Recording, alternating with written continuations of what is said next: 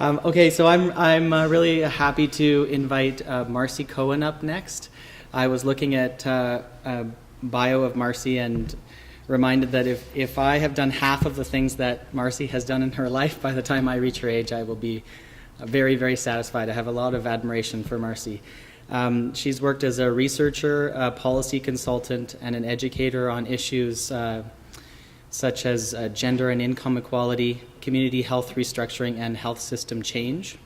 She's a board member and research associate working mostly on health and seniors issues right now with the BC office of the Canadian Centre for Policy Alternatives. And she's also an advisor with the BC Health Coalition. Welcome, Marcy.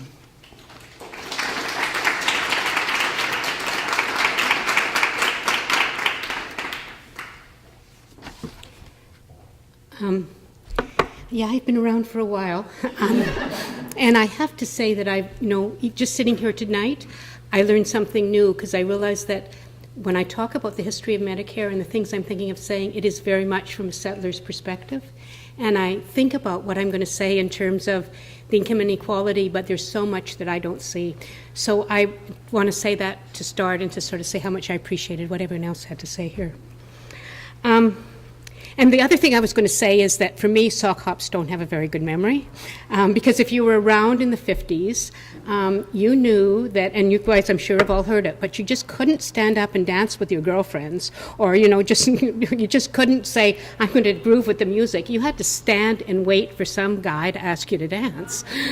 It was pretty tough, and I avoided them. So I think this is my first sock hop event in my life. So it's something else now. But all that began to change in the 60s and 70s with the second wave of feminism. And that's actually when we saw some changes in healthcare. That's when Tommy Douglas in 1962 instituted universal insurance for both hospital and physician services in Saskatchewan. The doctors opposed it. The doctors went on strike. They didn't get the public support they expected. And 23 days after they started the strike, it ended. And less than a decade later, across the country, we had universal access to physicians and hospital services. And at that time, that was a huge gain. And I remember my father talking about being really glad to be paying higher taxes because he was around in the Depression and he saw the devastation to people around him who couldn't afford to pay for medical services. So. Yeah, a different attitude towards taxes than what we hear today. The thing is, though, I think in the 60s there wasn't a lot of focus on seniors' care because the average age of the settler community at the time, much less for Indigenous, but the settler community was 70 years. The population was much younger. And medical system was much less developed, so there weren't the interventions. If you had cancer, if you had a heart condition, if you had osteoarthritis, there wasn't a lot that could be done for you. So the focus wasn't a lot on seniors' care, and as well as that, there was the expectation that families would look after their own, and women stayed at home, and it was mostly women who did it. And I remember very well my mother's response when she had her mother living with her, how challenging that was for her, that transition from being intergenerational to city living, and the conflicts it created with her sisters, and the inability for us to be community anymore, and that experience of my parents being people coming from the country and into the city and that change. And beginning in the 70s, we started what was kind of the urban response or the modern response of beginning to look at developing a not-for-profit long-term care and home support system. But the thing was that although we started to get a lot more services, they were done province by province. They weren't something that was acknowledged nationally. So whereas Medicare, hospital services and physician services were entrenched in the Canada Health Act, and there was some guarantee of universal access, that's not what happened in terms of the more community-based services, the long-term care, home support services. So things improved. At one point in the 1980s, BC was actually a model in the country internationally in terms of those kind of services. And then in the mid-90s, when there was a cut to the federal budget, the decision was to cut those services because they weren't entrenched in the Canada Health Act. They were the less visible services. And so the NDP government in BC cut those services in order to protect our hospital and physician services because there wasn't enough money. And since then, and with the Liberals, we've seen a huge and greater decline to the point where today you have to be really very frail and very with complex needs to get services. So one of the things the NDP did, for example, is they cut right at the beginning access. If you only needed help with cooking or cleaning or laundry, you couldn't get those services. Well, that was okay if you had some money, because you could just buy for those services privately. But for those people who didn't, it was something else. So today, seniors, 50% of seniors have incomes of less than $24,000 a year. And a lot of seniors have incomes less than that, particularly if they're living on their own, particularly if they're women, particularly if they're more marginalized for any other reason. For those people, they're making choices between a healthy diet, getting their drugs, and getting their house cleaned. They're making those choices.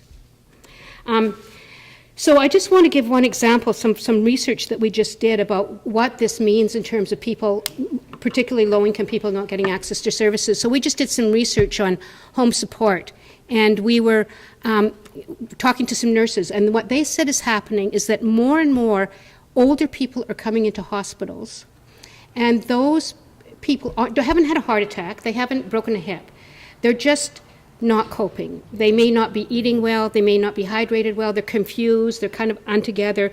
Their blood pressure may be raised now because they are so confused and untogether, and so they might need to go into the hospital. But what they get put on their diagnosis is failure to thrive. And what the nurses say that stands for? They're isolated. No one's looking after them. They have no community. And they say we always shut our eyes and think, here we are, another social admit to the hospital. Those people are very likely your low-income people who aren't getting the services that they can't afford to pay, and that's the only service that's open 24/7. So the lesson there is clearly is that we need to have appropriate services in the community if we're going to have hospital services for those who really need it, and that everyone knows that's a more cost-effective way of doing things.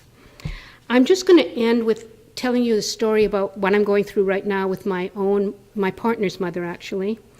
She was just in hospital recently, and we had a family meeting with the geriatric physician and the nurse, and they were giving, I'll just preface this by saying the medical professionals in hospital were doing a really good job.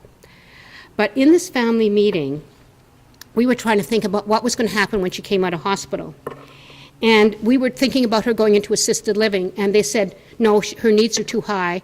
She would have to go into residential care. But we can't refer anyone from the hospital to residential care. She has to go home first. But when she goes home, she can only get 4 hours of care. Well, earlier in that meeting, they had acknowledged that she couldn't get out of bed on her own sometimes, that she was confused, and that she was too weak to do a lot for herself. So I said, so what does it mean if she needs to get up to go to the bathroom in the middle of the night? How can I be sure she can do it safely? And their response was, well, we'll schedule bathroom visits, which means that she would have to stay in bed with a diaper until the home support worker came next to take her to the bathroom. Now, my partner's mother, Eileen, is fortunate. She has enough money to pay for care privately, and that's what she's choosing to do. So there I am, helping her get private care. But what it makes me feel is, what if I had a family that didn't have that money, and they went through that family meeting, and they were faced with the same decision that I was? How much pressure those families would feel if they were trying to make up for all those gaps in the public services for their older person, and they're likely having kids of their own, and they're likely working full-time. So it's just an argument about why we have to look at seniors' care in the terms of the election. I was just going to say a bit about what the parties have to say, or I can just end it now. Go ahead? Okay. So first of all, the Canadian Medical Association is actually coming out and saying they want a seniors care strategy, and they're doing that with a bunch of other partners, and they're doing it because they see the problems in hospitals. But it's good we're not the only ones sitting here talking about this. There are a lot of people talking about it. And both the Liberals and the NDP are talking about seniors care.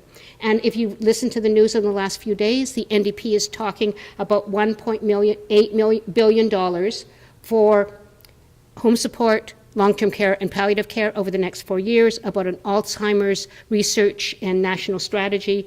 The Liberals haven't put out their platform yet, but they have in their discussion about affordable housing and infrastructure development, talked about senior services, and they've talked about an EI program where family caregivers can take time off to look after a relative if they're ill.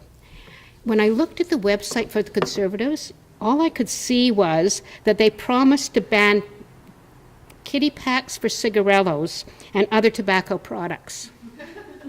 Honestly, that was the only little paragraph that there was on their website because of the appeal to youth and children. They have nothing about health care because they don't believe that the federal government should be involved in health care. So that's the platforms of the three parties to think about. Thanks.